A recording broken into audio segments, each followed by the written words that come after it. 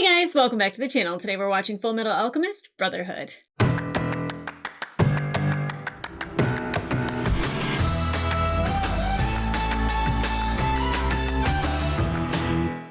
Hey guys, welcome back to the channel. Today we are watching episode 6 of Fullmetal Alchemist Brotherhood.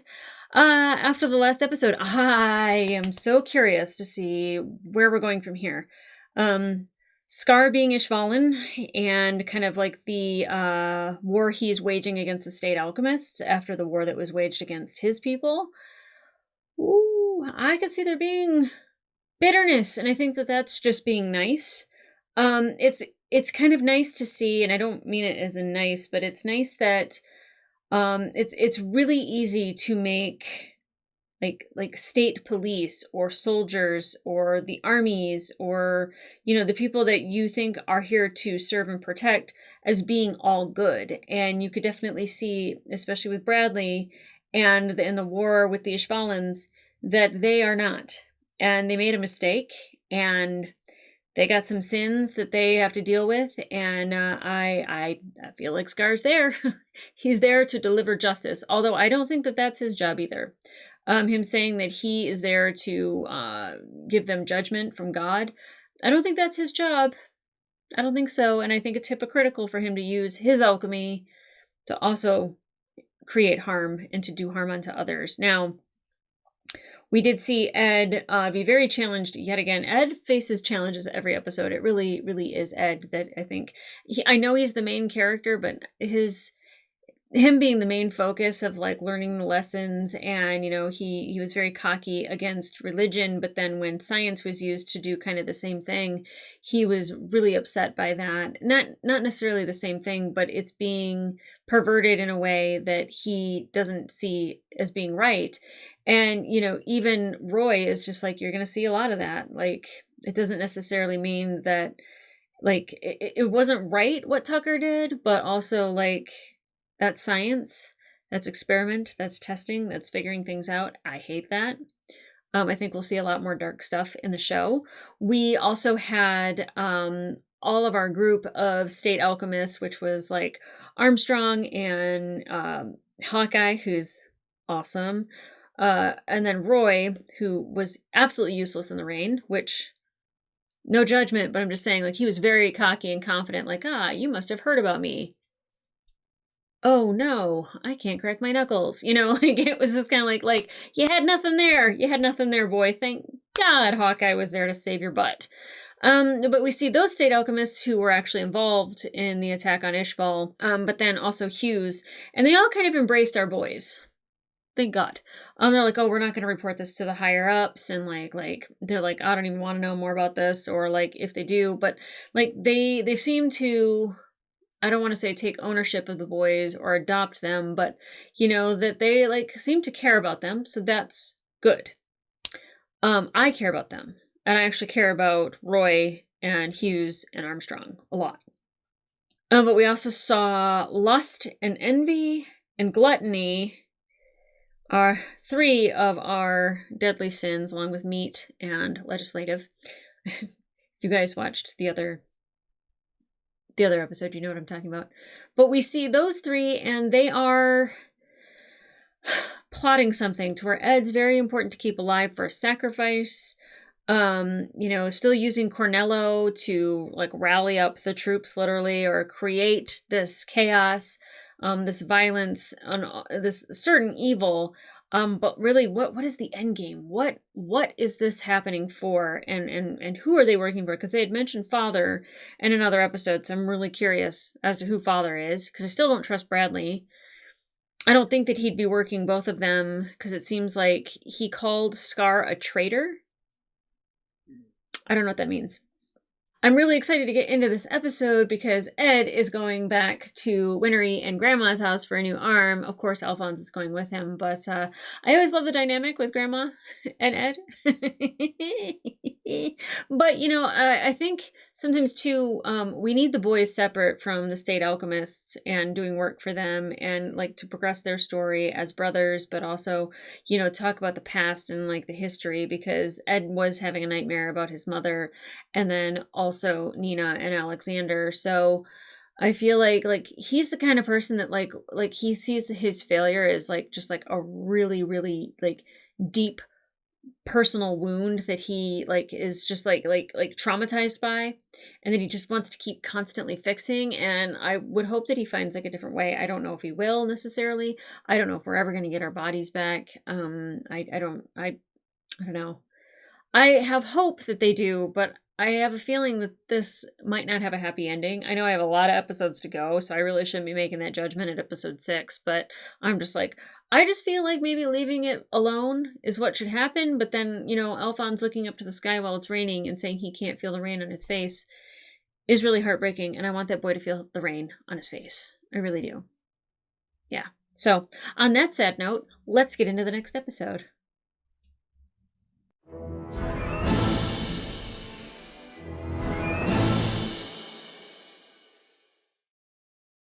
Road of Hope.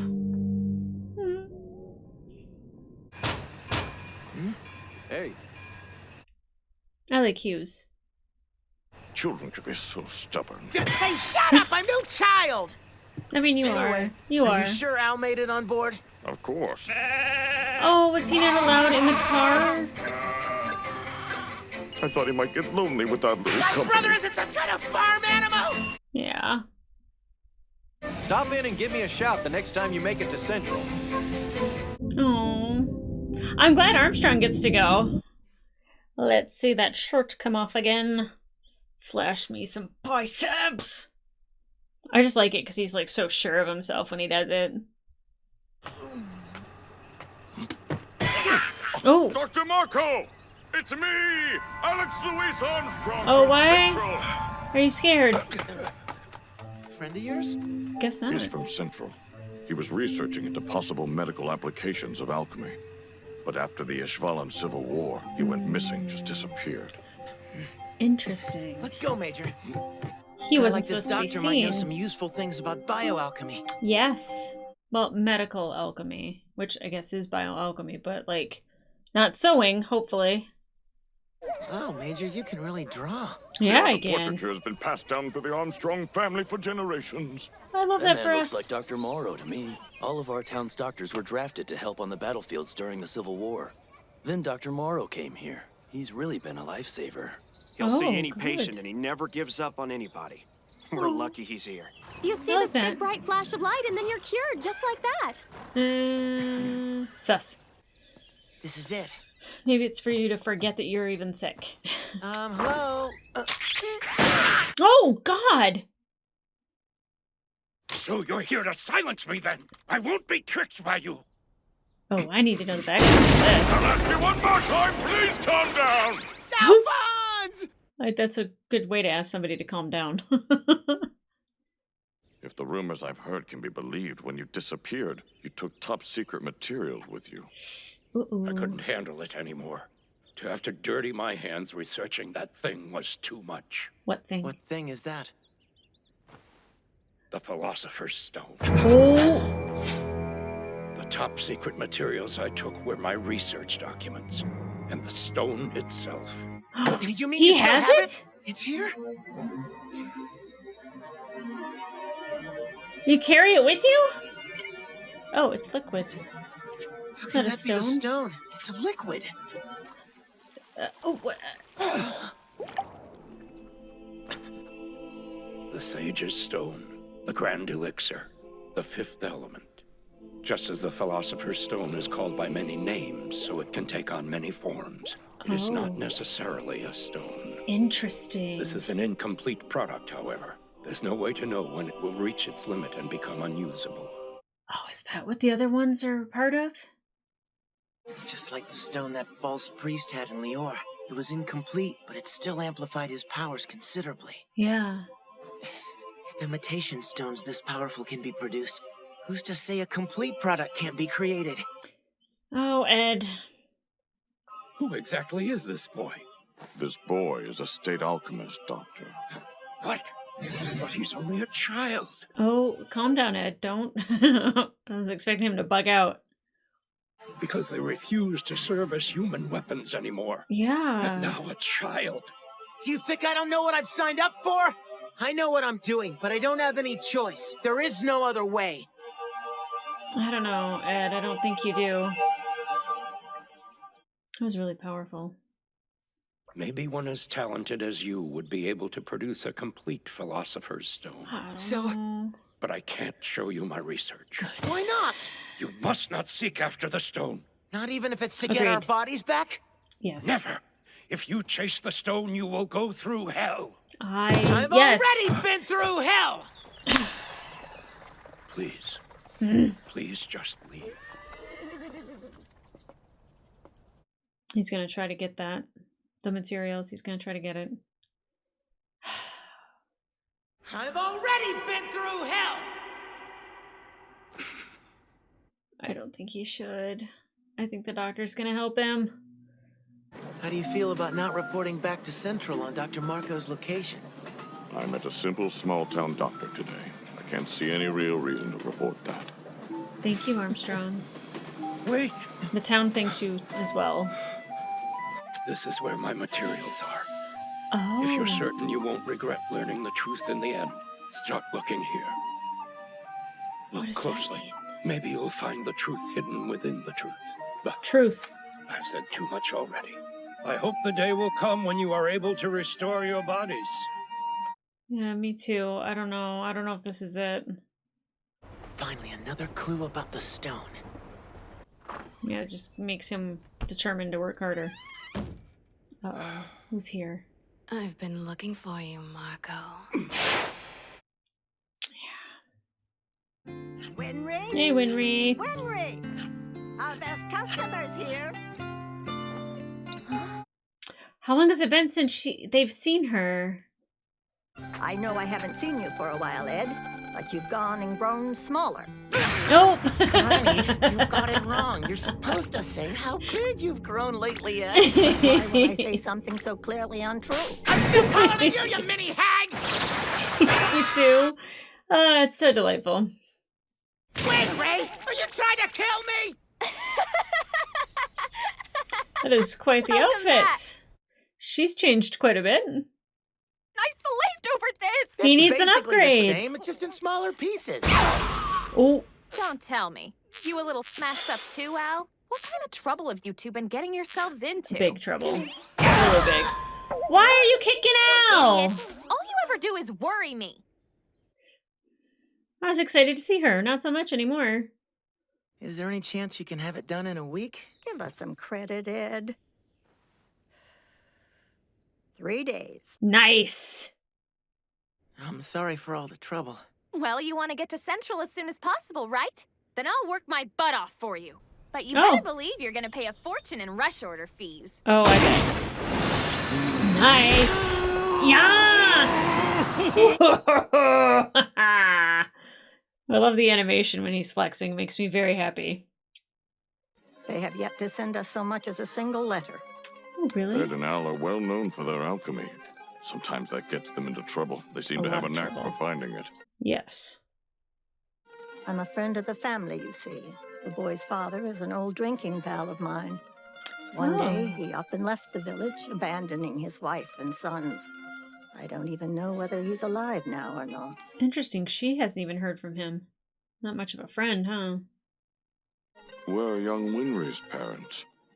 Gone, Major. They both died in the Civil War. My son and his wife were surgeons. They went to the battlefield to do what they could. It was terrible. The war. Yes, it was indeed. Why does her glasses look like that? Winry's parents were surgeons. I wonder if the doctor knew them. What about the house they grew up in? Yeah, we don't go there. It's gone now. The brothers don't have any home to return to. The day guess they it's- left after Ed had gotten his state certification, Probably for the they best. burned down their own house. Yeah.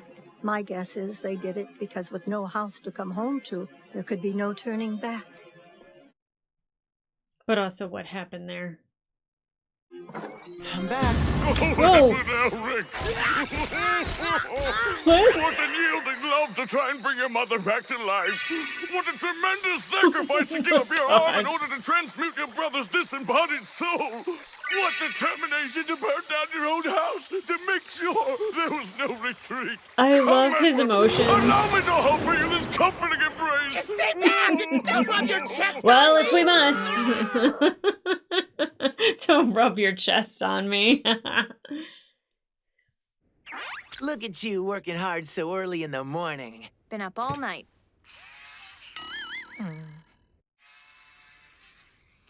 Uh-oh. Still at it, busy as a bee. One more all-nighter. He just really wants that arm.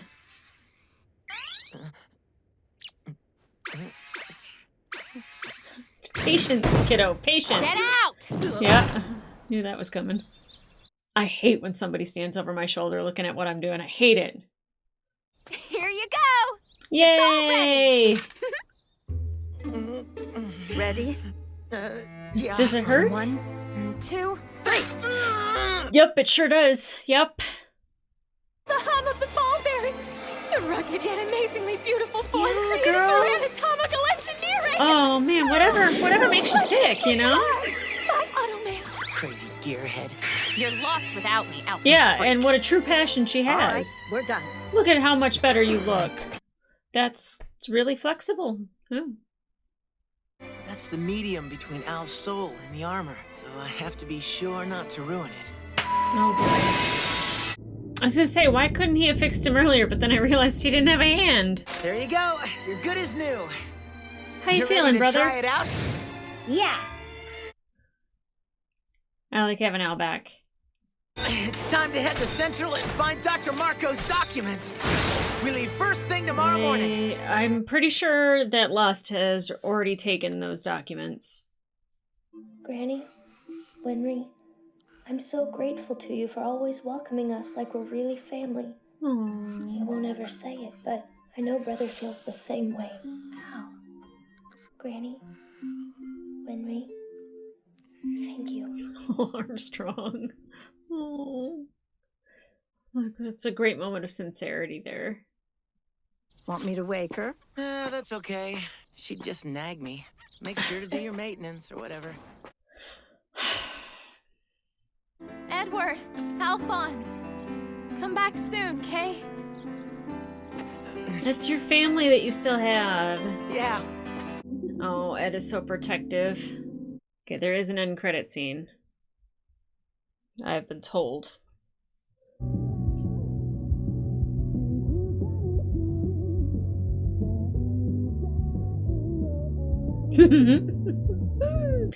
I got my fill of Armstrong in the last 2 episodes. Makes me feel very happy.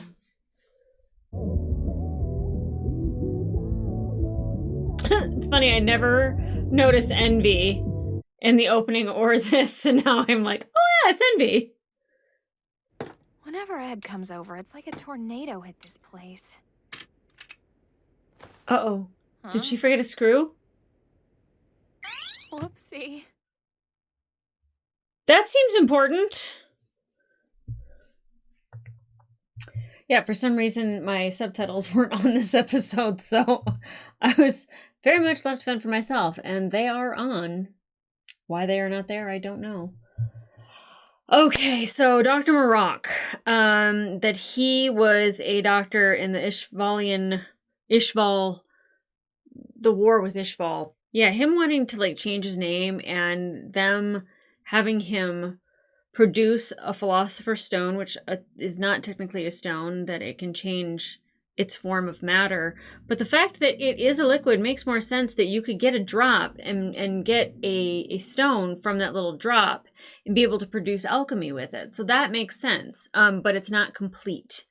Not even the little drops, but also what he had was not complete. And, you know, of course, Ed... I want him to get his body back, but I'm also really nervous that when he either A, gets really excited about alchemy and possibly having hope that he can use a philosopher's stone to, you know, get his body back, help Al get his body back.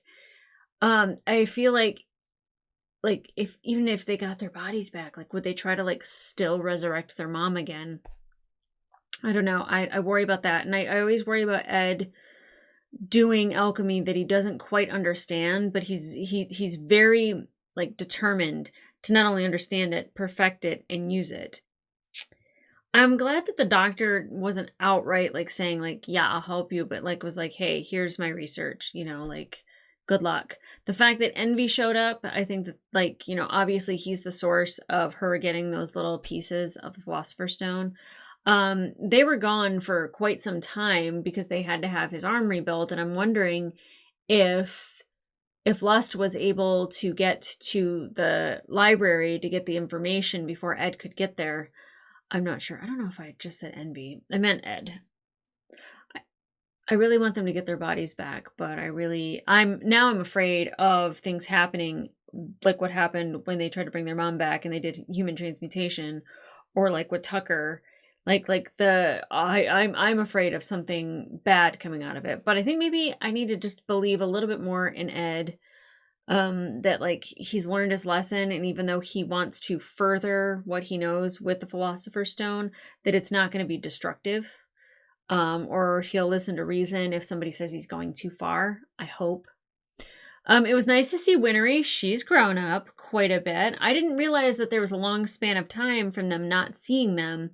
Grandma hasn't changed. They still have that same relationship that they always do. And what's really interesting is that Ed is asleep on the couch, and that's when a moment of sincerity really happens between all of them, and Armstrong's listening outside being his wonderful emotional self. They are a family, and burning down your home where you committed an atrocity, an unforgivable sin to alchemy. I, one, get that, but two, like the idea of coming back to that same home, it almost like allows you to rid yourself of like a weight on your shoulders.